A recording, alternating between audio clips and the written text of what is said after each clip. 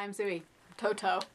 And this is the Quarantine Q&A Part 2.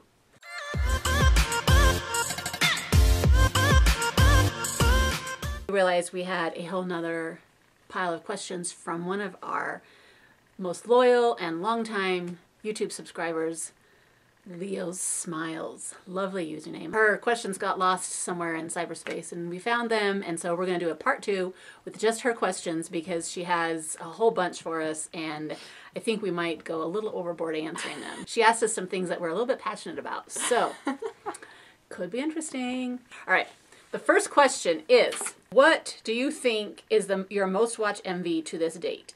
Not necessarily your favorite, just your go-to MV. Do we have an answer for that?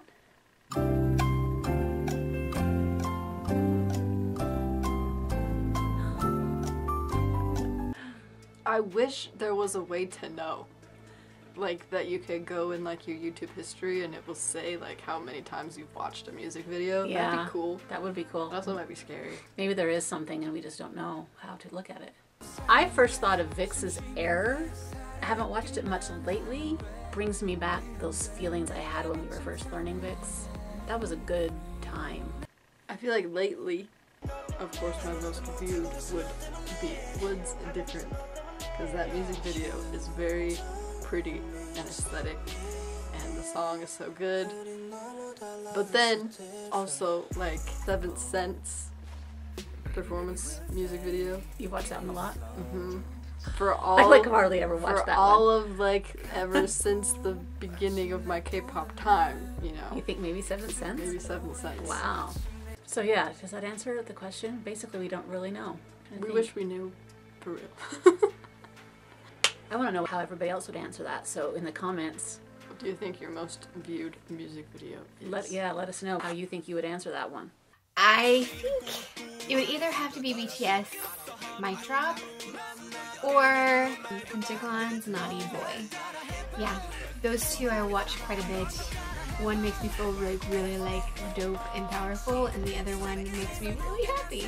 So yeah, but honestly I think I watch more dance practices than music videos. So if you were to ask me which K-pop video I watch the most, it would probably be the dance practice for Black Swan, or Boy in Love, that dance practice, or Fire, and the dance practice for Pentagon's Runaway, or the dance version of the reel. Actually, the reel I could also do is the MV.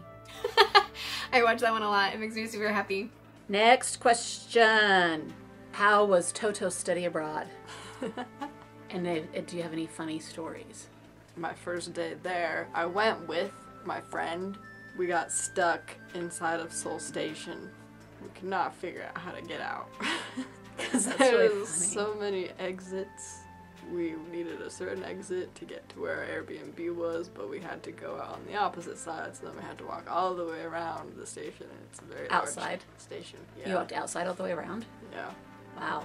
Well, and wasn't it in Seoul Station where we were trying to drop off your bags at one time? You were leaving her big bag there till we came back from Busan. And the same thing, we were following signs, and then all of a sudden you kind of get to a dead end and you're like, now what do I do? It was called something else. Like the sign said one thing, and then once you actually got to the spot that you were looking for, it was called something else. Yeah. Right? Also that day, right before that, I dropped my wallet. We got on the off train of the platform. train and she dropped it right there on the platform. We noticed it later when we needed her card to get out. You know, you have to tap the card to get out of the stuff. And she didn't have her card, and so that was a panic attack moment, and we retraced all of our steps all the way back to the platform station, and there it was, sitting there on the ground, laying there on this platform where people had come and gone, and nobody touched it. That was crazy. I don't know what I would have done, because that had like my ID. alien registration card, my debit card, my driver's license, Yeah. everything. What was your favorite thing about there? Concerts were cool. Public transportation is cool. I enjoyed being an English tutor at my university. All right. She did that for a little job. Actually got paid for that. She talked to the Korean students at the university who were learning English. So they came to her to practice their English conversation. And so she just got to sit there, people would come to her table, and they would just chit-chat, right? And got paid for that. Got paid. Can you believe that? Paid for my housing. Yeah. What we're really glad about is that she went last year, and that she didn't choose to wait one more year before she went, and plan to do it this year. Because obviously, I would have been there right now. it wouldn't have happened. You wouldn't have gone. It would have gotten canceled. Like, people would have been going there. Right when it was... Right when it was, like, starting. Or she might have gotten there, and then all of a sudden everything would have gone crazy, and then you would have been stuck there or something. Yeah. And then not have any school. It would have been such a nightmare if we would have waited Having one to more be year. trapped in the dorm room. Yeah. That would have sucked. The next question was about Megs, so hopefully she will answer that.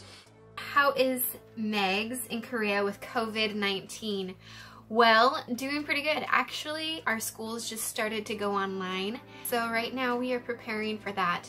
Also, we haven't really had like a shelter in place order or anything. We are trying to do social distancing, and we're kind of struggling with that. The cherry blossoms have come out, and so it's really hard to stay home and not go see cherry blossoms for a lot of people. It's really hard for me. I try to stay home, but every once in a while we do go out. So it happens. We get emergency notifications constantly, and so we're very in the know of what's going on in our areas. In March, we had a lot of people working from home if they could. I feel like Korea's handled it fairly well and very organized, and you know, getting tested and treated is totally affordable and cheap and free. They're providing face masks for people. Those are being rationed, and you can go on a certain day, a certain place, designated area that is giving you your face masks depending on the last digit of your birth year. So right now I'm going to work and coming home and picking up food or ordering food, and kind of life as usual. It's pretty normal for me to just kind of stay home. Book recommendations and groups I should learn, because bored out of my mind. What are you bored for? There's so much to do.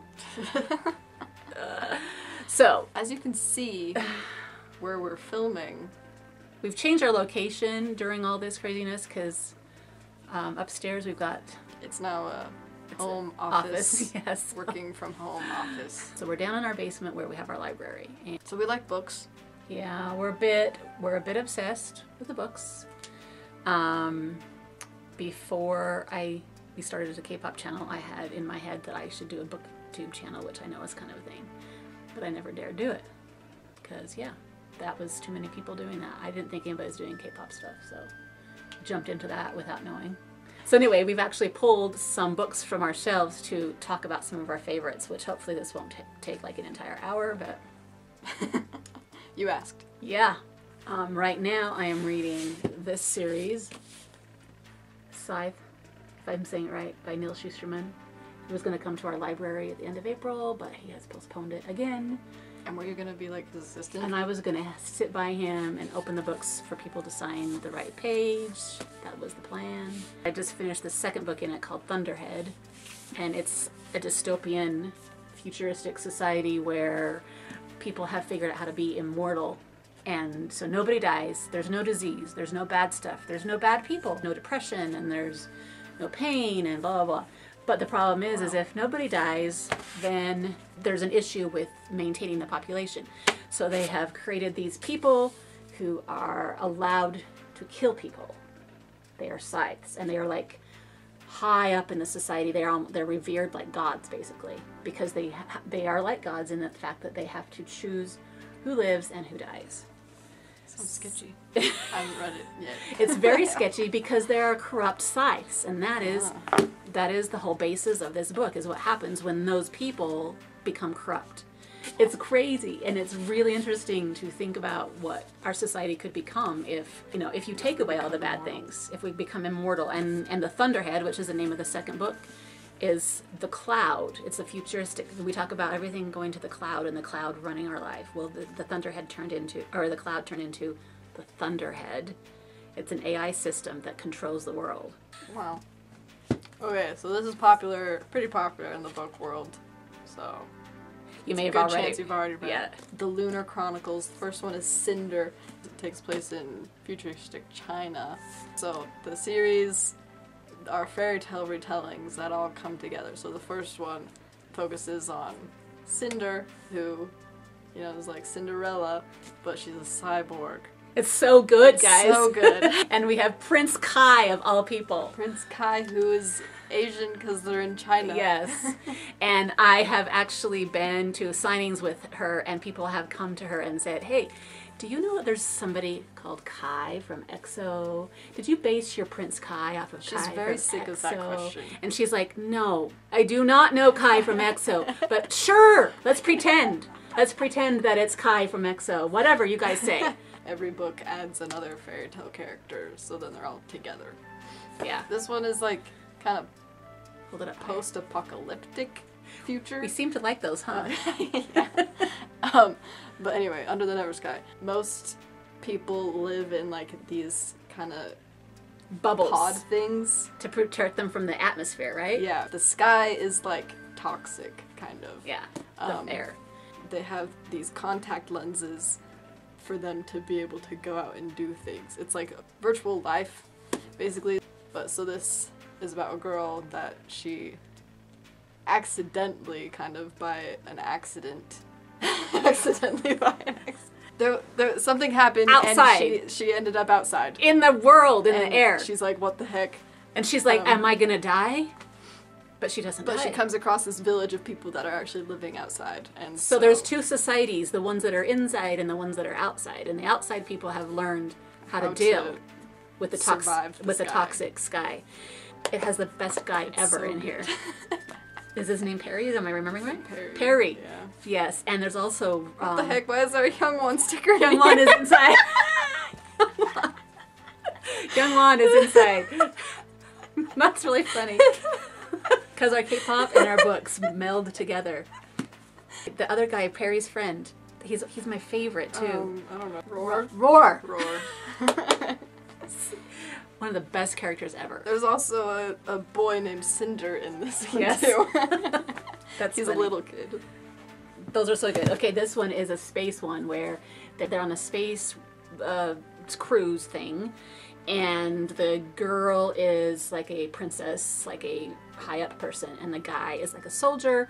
The ship crashes, and so bam, they land down on this planet, and everybody dies except these two. Now they have to survive on this planet, and this is so good too. And they found a secret about the planet that is so crazy.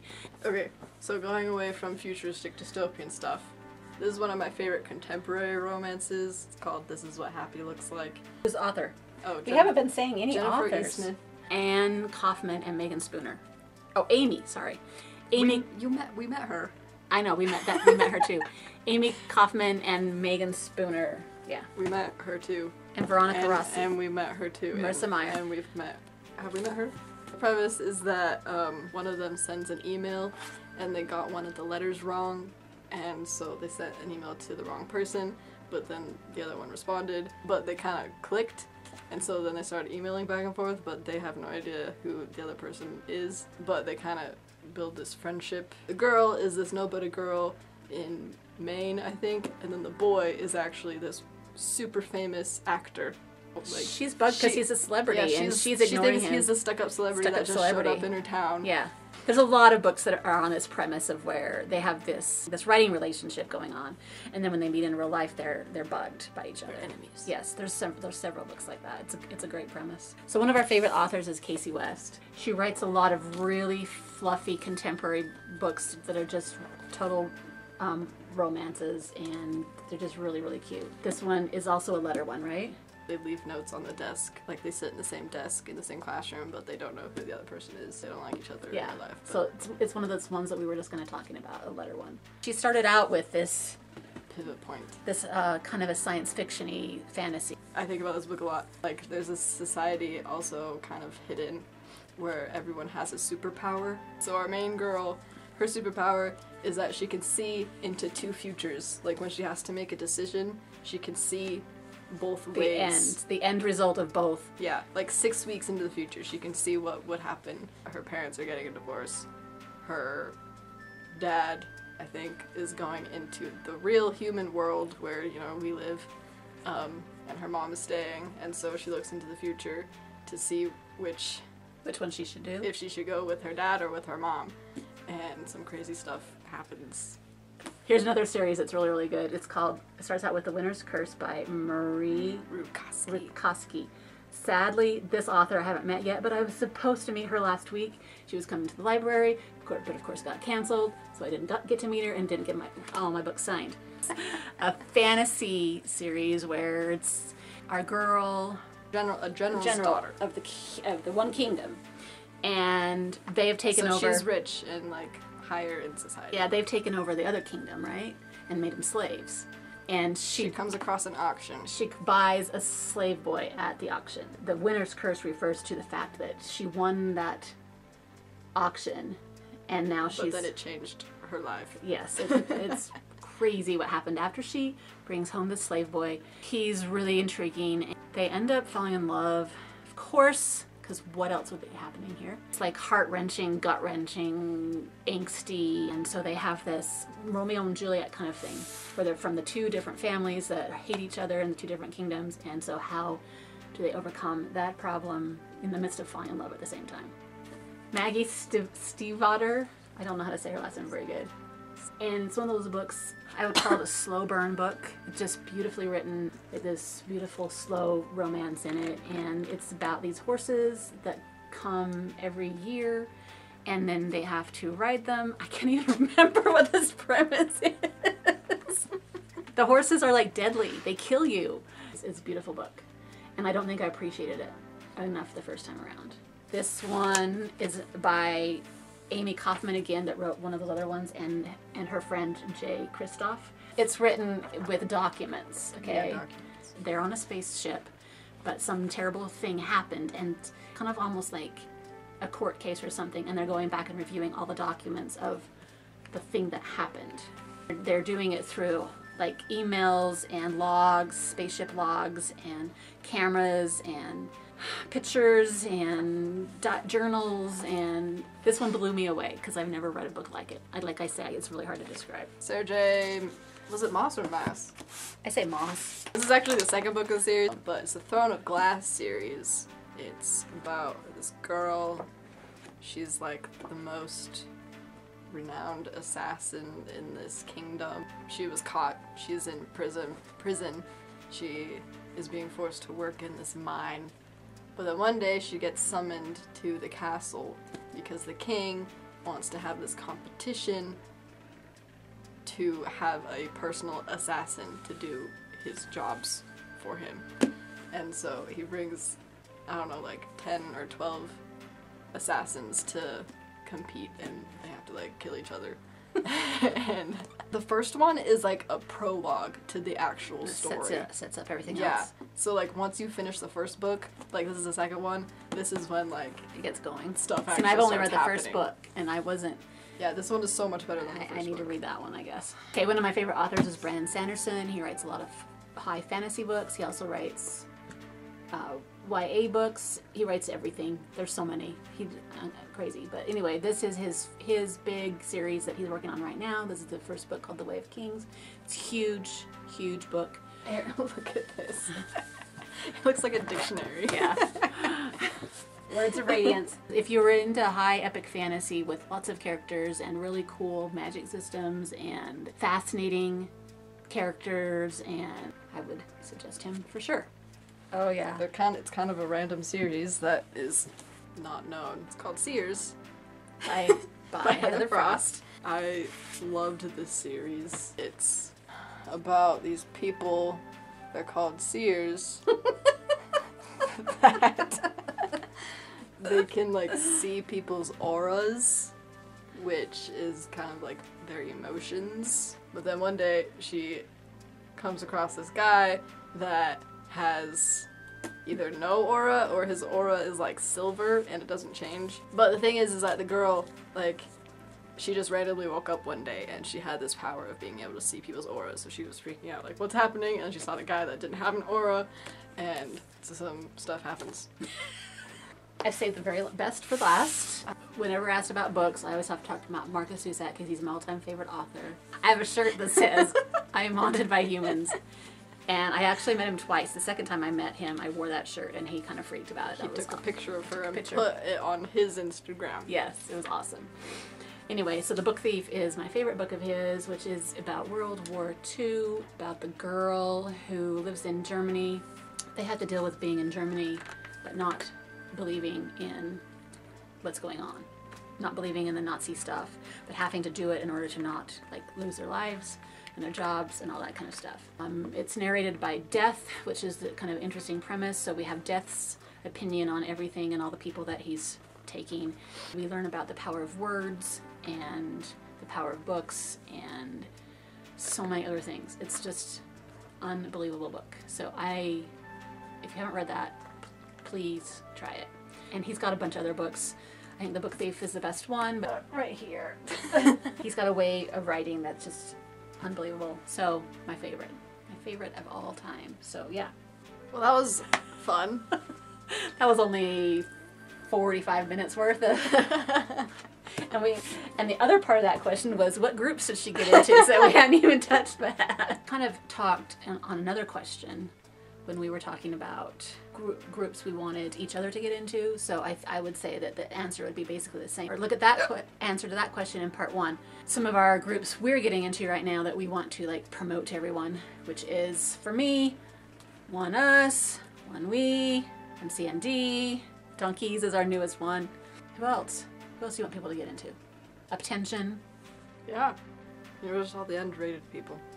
We talked about that in our other thing too, so. Oh, there's so many good groups right now. I love everybody. I feel like a lot of people already know the ones I am really into. Like, right now, ATEEZ is killing it, and Pentagon n.flying, and if you don't know n.flying already, get on that boat. As for new people, I gotta say, I haven't been learning a lot of people or a lot of new groups recently, but I do want to learn more the boys, and I do want to learn more BY. I love BY, and there's only one of him, so it's really easy to learn. Ask Suey and Toto. They're more in the know on that kind of stuff. Book recommendations. Books. What are books? Like, I haven't read a book in forever. I'm trying to read more, but it's not going so well. I mean, if you want a drama recommendation, Itaewon Class. I absolutely loved it. Social issues up the wazoo that I absolutely loved. Favorite album of all time and favorite concert. Those are the last two questions. I can answer the favorite concert one easily. Uptension? Yeah. Uptension was hard to beat because we were in a small venue, very close.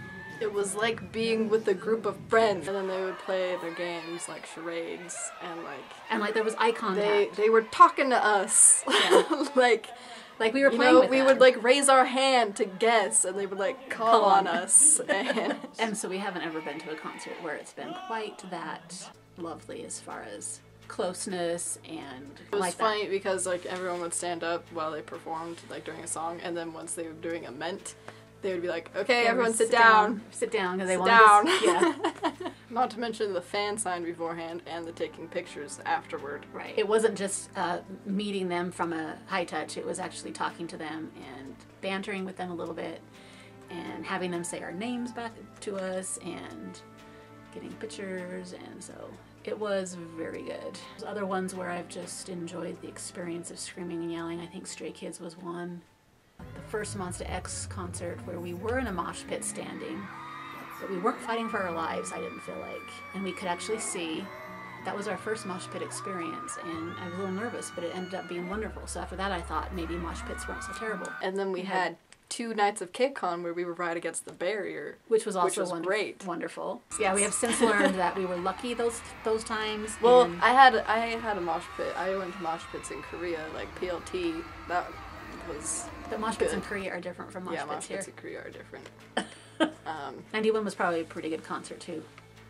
I mean, it was a good concert, but it was awkward. They were too close. It was because there was only like 40 people in the mosh pit. Yeah. And like it was this teeny room. Like it was literally just a room with like a little raised platform. And so that was pretty cool. Our first KCON 2017, when we were up in the barrier, are hard to beat too. Yeah, because that was just like you know, seeing there was like 12 groups that were literally just right there by us. Yeah. Basically, being on the floor in the GA mosh pit is not very fun unless you're right in the front. And then our favorite album. The ones that I buy are the favorites, because we don't buy everything. I got all the One Us albums, and I love everything on those. All the Stray Kids albums, all the ATEEZ albums. Because I can't pick favorites between those groups, because every album is amazing to me. The other day, I was like, what? I have 10 Uptension albums? When did that happen? Honestly, I like their earlier albums, like Top Secret, Spotlight, Bravo, Burst. I buy 17 albums, Going 17. Really like BTS Wings album. That was one of our favorite moments of our BTS faves. That album brings back tons of awesome memories. So. TLC No is an album that I had to buy. TXT Magic Chapter was an album I had to buy. Favorite album of all time? All time? Jeez, that's really hard. Probably D&E's album. You Never Walk Alone by BTS. Love that one. Beautiful. Actually, was Beautiful the name of the album? I don't remember. The album that has Beautiful on it by Wants to X. Wow, I am totally just disappointing life right now. Super Junior Mamacita is really good. Devil also. That's mean. I can't have an all-time. My favorite concert would have to be Super Show 8 because it was the most anticipated concert for me. Like, okay, the day of the concert was horrific, but the actual concert itself was like, oh, this is everything I wanted it to be. After every concert you leave, oh, that was the best concert I've ever been to. Like, n.flying, every time I go to n.flying, I am just like, ugh. And same with Pentagon. Their concert was amazing. BTS concert was amazing.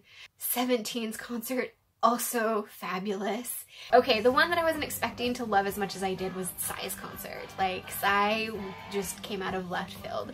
I knew it was gonna be fun, but I didn't know it was gonna be that much fun.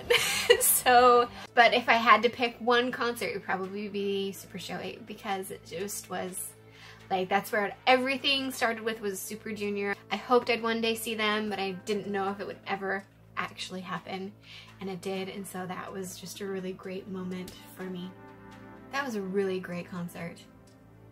That favorite album of all time, that one's killing me.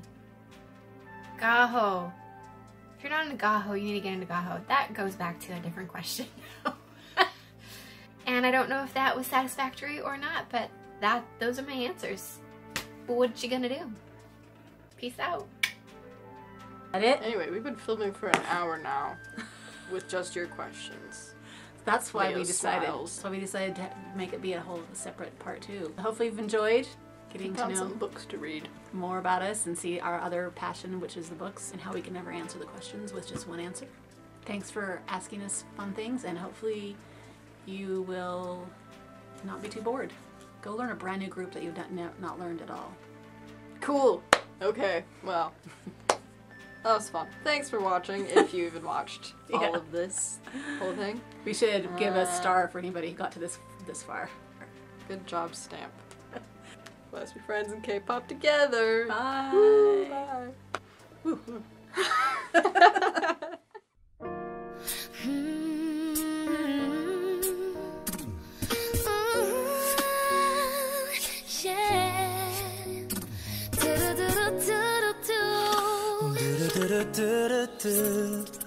Yeah, yeah.